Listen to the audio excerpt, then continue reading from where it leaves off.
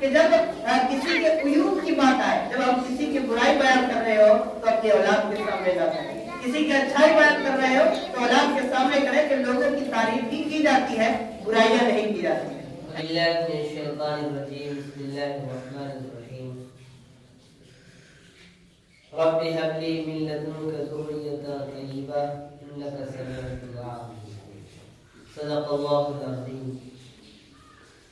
میرے محترم بزرگوں، دوستو،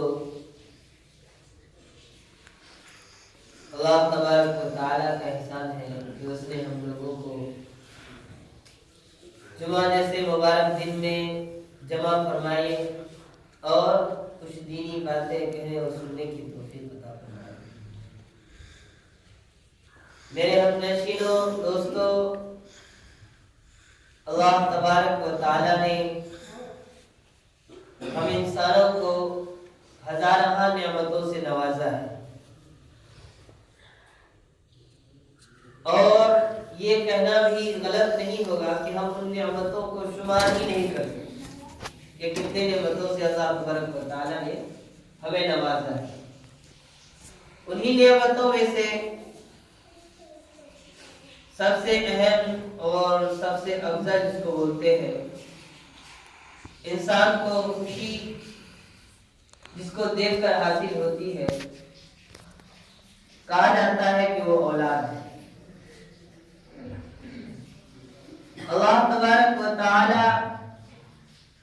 انسان کو اولاد کی نعمت کیوں دیتے ہیں اور اولاد کی نعمت سے انسان کو کیا سبق دینا چاہتے ہیں؟ میرے دوستو،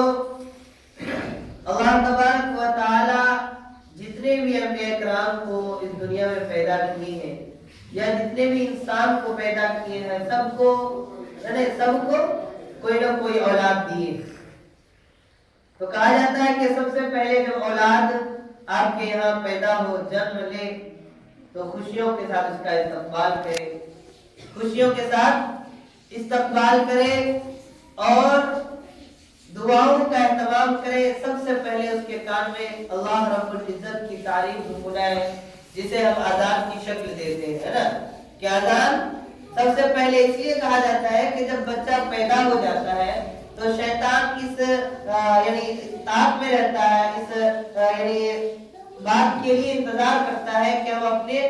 کسی مصیبت میں ڈالیں یا کسی ایسی چیزیں اس کے کان میں ڈالیں جس سے وہ ہماری بات پر متوجہ ہو، ہماری طرف مائل ہو جائے۔ کہا جاتا ہے اسی وقت جب کوئی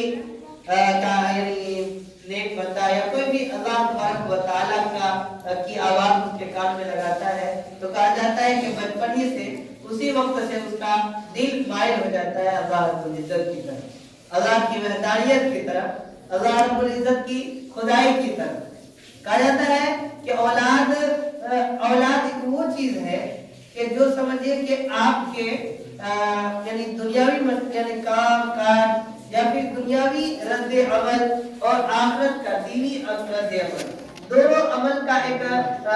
نمونہ بنتا ہے یا پھر دونوں کو آگے لے جانے والا آپ کا ایک خلیفہ بنتا ہے نا۔ تو اس لیے اولاد اور اولاد کتنی بڑی نعمت ہے۔ اللہ تبارک و تعالیٰ نے قرآن کریم کے اندر فرمایا کہ وَلَا تَقْتُلُوا أَوْلَادَكُمْ مِنْ إِمْلَاقٍ نَحْنُ نَرْزُقُكُمْ وَإِيَّاهُمْ۔ مطلب کہہ رہے ہیں کہ اپنی اولاد کو قتل مت کرو مال کی کمی کی وجہ سے، نَحْنُ نَرْزُقُكُمْ وَإِيَّاهُمْ، یعنی ہم تم کو بھی رزق دیتے ہیں وَإِيَّاهُمْ، اور تم کو بھی وَإِيَّاهُمْ، اور ان کو بھی رزق دیتے ہیں۔ اس بات سے سمجھ میں آتا ہے کہ اللہ تبارک و تعالی اولاد دے کر یہ بتانا چاہ رہے ہیں کہ رزق کا مالک اللہ تبارک و تعالی ہے۔ اگر ہم یہ سوچ لیں کہ ہمارے یہاں بیٹی پیدا ہوگی تو یہ بڑی ہو جائے گی تو اس کے جہیز کے خرچے، اس کے ہر چیز کے خرچے میں کہاں سے کروں گا، ہم غریب ہیں، اللہ تبارک و تعالی ہمارے یہاں بیٹے یا بیٹیاں اولاد کی شکل میں دے تو اس کی پرورش کیسے کروں گا، اس کے رزق کا خیال کیسے کروں گا، ہے نا، اس کے پڑھائی لکھائی کے پیسے کہاں سے آئیں گے۔ تو میرے دوستو، اللہ تبارک و تعالی کیا کہہ رہے ہیں کہ وَلَا تَقْتُلُوا أَوْلَادَكُمْ مِنْ إِمْلَاقٍ نَحْنُ نَرْزُقُكُمْ وَإِيَّاهُمْ، اس لیے میرے دوستوں ولا تقربوا الفواحش مطلب کیا کہتے ہیں کہ جو ایسا کرتے ہیں وہ بہت زیادہ خسارے میں قد خسر الذین انفسهم یعنی وہ اپنے آپ کو خسارے میں ڈال رہے ہیں. تو میرے دوستوں یہ اولاد کی ایک طرح سے یعنی اللہ تبارک و تعالیٰ خوبی اور کیا کہتا ہے اللہ تبارک و تعالیٰ اس کی اہمیت بتا رہے ہیں کہ اولاد کیا چیز. اور سب سے پہلے کہ جب اولاد کہا جاتا ہے کہ اس کی تربیت کیسے کرنی ہے اس کی پرورش کیسے کرنی ہے تو کہا گیا کہ جب بچہ یعنی ابھی پیدا ہوا اس کے کان میں سب سے پہلے اذان دینا ہے نا اذان دینا ہے کہ اس کا وہیں سے ہم ایک تعلیم دینا اس کو چالو کر دیں یعنی اس کا تعلیم اور تربیت اللہ کی وحدانیت سکھانا وہیں سے اس کا اسٹارٹ ہو گیا. کہا جاتا ہے کہ بچے جب تھوڑے سے بڑے ہو جائے ہے نا یا پھر اذان دینے کے بعد کہا جاتا ہے کہ کوئی آپ کے محلے میں کوئی نیک عورتیں ہو یا نیک مرد ہو کوئی نیک آدمی ہو تو کہا جاتا ہے کہ اس کے یعنی کوئی چیز اس کو جیسے کھجور وغیرہ اس طرح کے کوئی میٹھی چیزیں کہ اس کو چبوا کر جس کو بولتے ہیں نا اس کا یعنی اس کو اپنے بچوں کے تالوں میں سٹائے اس میں بتایا جاتا ہے جیسے حدیثوں میں جیسے آیا ہے. تو اس سے کیا ہوتا ہے کہ ہم اس کو نیکی کی طرف ترغیب دے رہے ہیں. نیک لوگوں کا ہوتا ہے نا کہ سب سے زیادہ اثر ایک کیا بولتے ہیں ہم نشینوں کا ہوتا ہے نا صحبت کا ہوتا ہے. تو وہیں سے ہم اس چیز کو دینی طرف مائل کر رہے ہیں. تو اس طرح کیا ہوگا کہ اس کے بعد کہا کہ اذان دینے کے بعد اس طرح کرنے کے بعد آپ ان کے لیے دعا خیر کریں ان کے لیے اولاد کے نیک صالح ہونے کی اولاد کو صحیح تربیت کے لیے وہیں سے اپنے آپ سے معاہدہ کریں. انشاءاللہ میرے جو اللہ تبارک و تعالیٰ نے اتنی بڑی نعمت دیا ہے. اللہ تبارک و تعالیٰ نے اپنے ایک مخلوق کی پرورش کی ذمہ داری ہمارے ذمہ دی ہے. تو ہم اس کو اس طرح سے اس کو انجام دیں گے اتنے اچھے طریقے سے اس کا خیال رکھیں گے. تو میرے دوستوں ایک یہاں ایک بچپن کا دور ہے نا جب اس کا ہوش نہیں آیا. اب کہہ رہے ہیں کہ جب بچے تھوڑے سے بولنے کے قابل ہو تھوڑے سے جب اپنے زبان چلانے ہوتا ہے کہ آواز آنے لگے تو سب سے پہلے اس کے سامنے کوشش کریں کہ اللہ تبارک و تعالیٰ نے جیسے پہلے اذان دیا اس کے کان میں ہے نا اس کے بعد نیک لوگوں سے اس کو یعنی کہا جاتا ہے یعنی اس کے ذریعے سے ان کو ایک دعوت دی دین کی طرف. اسی طرح جب بچے بولنے کے قابل ہو تو سب سے پہلے کہا گیا ہے کہ اللہ تبارک و تعالیٰ یعنی یہ حدیثوں کے ذریعے ہمیں معلوم ہے کہ اللہ کے رسول صلی اللہ علیہ وسلم نیکی کی طرف اللہ کی وحدانیت کی طرف کیسے کہ سب سے پہلے اس کو لا الہ الا اللہ یعنی کلمہ توحید کی یعنی اس کے زبان پر چڑھا ہے کلمہ توحید کی زبان پر اس کو چڑھا ہے. اور کہتا ہے بہت سارے صحابہ کرام کے بہت سے ہمارے نبی صلی اللہ علیہ وسلم کے زمانے میں کس طرح ہوتا تھا کہ جب ہمارے نبی صلی اللہ علیہ وسلم کے خاندان میں کوئی بھی بچہ یعنی پیدا ہوتا تھا تو چاہے وہ دوسرے خاندان کے ہو تو خود بخود یعنی نیکی کی طرف مائل کرانے کے لیے ہمارے نبی صلی اللہ علیہ وسلم کے پاس لے کر آتے تھے. تو ہمارے نبی صلی اللہ علیہ وسلم ان کو کچھ کھجوریں چبا کر یا اس طرح لعاب ان کے یعنی زبان سے لگا دیتے ان کے تالو سے لگا دیتے تھے. اسی طرح کہہ رہے ہیں کہ حضرت عائشہ رضی اللہ عنہا جو امہات المؤمنین میں سے ہے کہہ رہے ہیں کہ ان کے یہاں جب کوئی بچہ پیدا ہوتا تو نبی صلی اللہ علیہ وسلم کے پاس لے کر آتی اور ان کو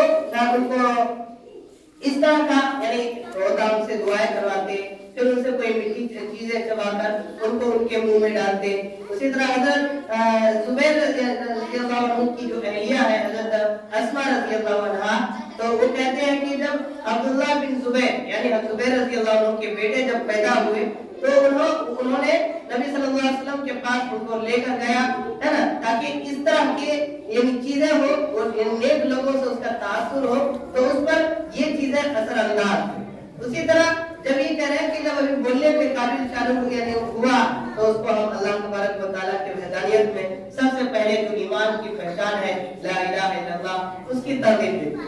اسی طرح کہا گیا کہ آپ اپنی اولاد کو عملی جامہ پہنائیں. عملی جامہ پہنانے کا مطلب یہ ہے اس لیے کہا گیا ہے کہ اولاد جو ہوتی ہے سمجھیے کہ ایک خاموش معلم آپ کے سامنے آپ کا رد عمل ہوتا ہے نا. کہا جاتا ہے کہ جب یعنی بچے یعنی 7 سال کی عمر کے ہو تو اس کو اپنے ساتھ مسجد کو لے جائے ہے نا کہ یہ آپ اس کو سکھا نہیں رہے बस आप जो अमल कर रहे हैं वो अमल आप क्या यानी अपने औलाद के लिए एक मुअल्लिम की तरह, टीचर की तरह वो अमल आप उनके औलाद के सामने जाहिर होता है। और अगर उससे बड़ा कहा गया कि जब उम्र बड़े हो जाए, 10 साल के हो जाए, तो इस चीज पर उनको तंबीह करें। इसमें आया कि इस चीज पर उनको तंबीह करना है कि नमाज या जो भी अल्लाह तबारक व तआला के अहकाम है, इसको छोड़ना यानी एक सजा है, इसको छोड़ना गुनाह है। कहा जाता है कि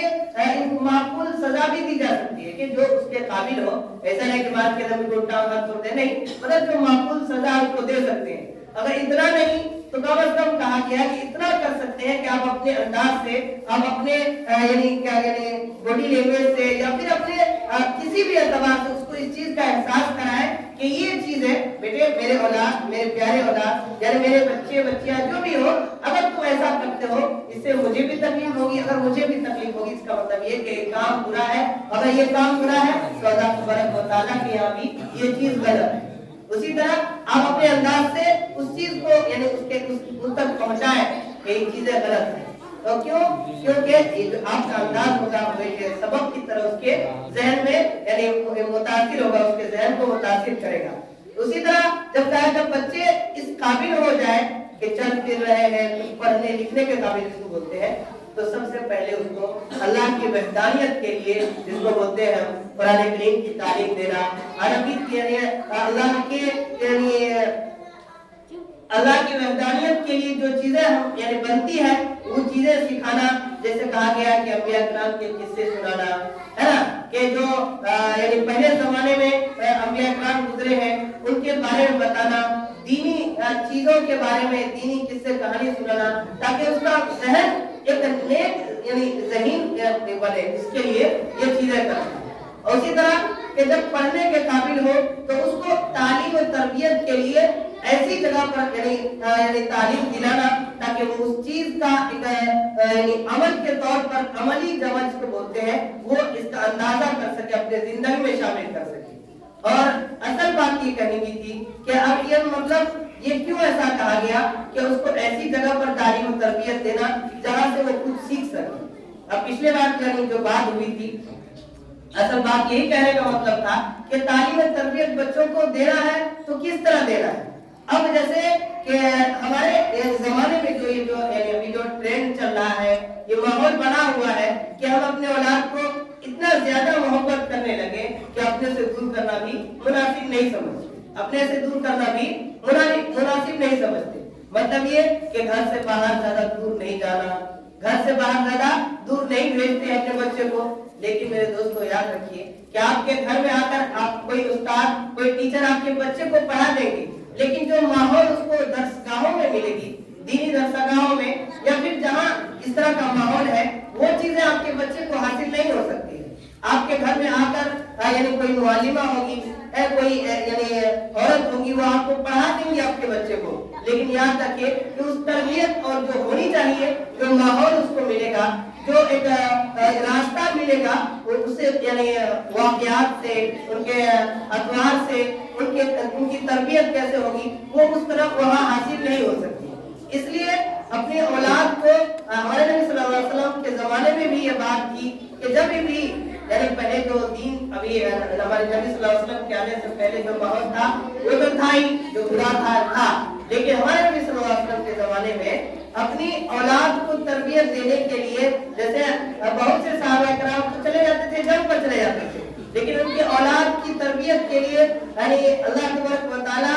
लोगों के रसूल सल्लल्लाहु अलैहि वसल्लम, अल्लाह के रसूल सल्लल्लाहु अलैहि वसल्लम उनके लिए भी लोगों को मुंतखब करके जाते थे कि अब मैं यहाँ जा रहा हूँ इस काम के लिए, तो आपकी जिम्मेदारी है कि इन बच्चों को वक्त पर तालीम देना, इसको अच्छी चीजें सिखाना। तो उनको माहौल बनता था, सारे बच्चे मोहल्ले के अड़ोस पड़ोस के जमा होते थे और उस माहौल में जब दीनी बातें होती थी, उनके यानी हर चीजों को यानी सबके साथ सिखाया जाता था, तो वो चीजें उनके अंदर आती, तरबियत जिसको बोलते हैं। और ये कहा गया कि औलाद की तरबियत के लिए सिर्फ और यानी उसके उस्ताद ही काफी नहीं है या फिर उस्ताद ही जिम्मेदार नहीं है। कहा गया है कि औलाद का यानी हम लोग तो जानते ही है कि औलाद के लिए सबसे पहला मदरसा, सबसे पहली जो सीखने की जगह होती है माँ की गोद। अगर माँ की गोद को सबसे पहला मदरसा नेक करा दिया जाए। औलाद जैसे माँ बाप की जिम्मेदारी कि औलाद को किस तरह का यानी मामलात में रखे, किस तरह की बातें उससे करें, किस तरह के मामलात में उसको पेश करें, सामने रखें, इस चीज का भी हमारे नबी सल्लल्लाहु अलैहि वसल्लम ने बिल्कुल बताया है कि जब किसी के उयूब की बात आए, जब आप किसी की बुराई बयान कर रहे हो तो अपनी औलाद के सामने ना करें, किसी की अच्छाई बयान कर रहे हो तो औलाद के सामने करें कि लोगों की तारीफ भी की जाती है, बुराइयां नहीं की जाती है ना। उसी तरह मेरे दोस्तों अपने औलाद को यानी उसका हमदर्द, लोगों का हमदर्द बनाने के लिए, लोगों की तकालीफ को समझने के लिए अल्लाह तबारक व तआला ने अगर कुछ आपको इनायत किया है तो आप उस औलाद को लेकर साथ में जाए, किसी जहाँ जरूरतमंद हो उसको जरूरत को देने के लिए, ताकि उनके अंदर ये एहसास पैदा हो कि अल्लाह तबारक व तआला हमें कुछ दिया है तो अपने साथ दूसरों का भी ख्याल करना हमारी तरबियत में है और हमारी जिम्मेदारियों में है। तो मेरे दोस्तों औकात की कमी है, इंशाअल्लाह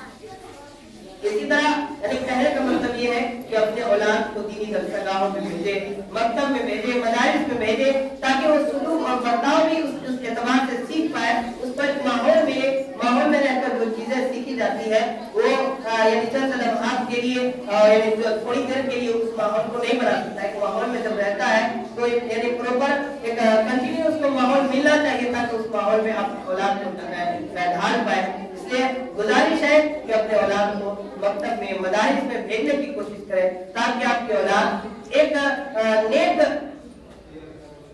औलाद बन सके, अल्लाह के सामने आपका एक क्या बोलते हैं एक ज़ुर्रियात, आपके खानदान का एक रहबर बन सके और आपका एक सर्टिफिकेट बन सके। हमने अपनी जिंदगी में अपने औलाद को ये चीजें अल्लाह कहने सुनने से ज्यादा अमल की तौफीक दे। बाकी बातें इंशाअल्लाह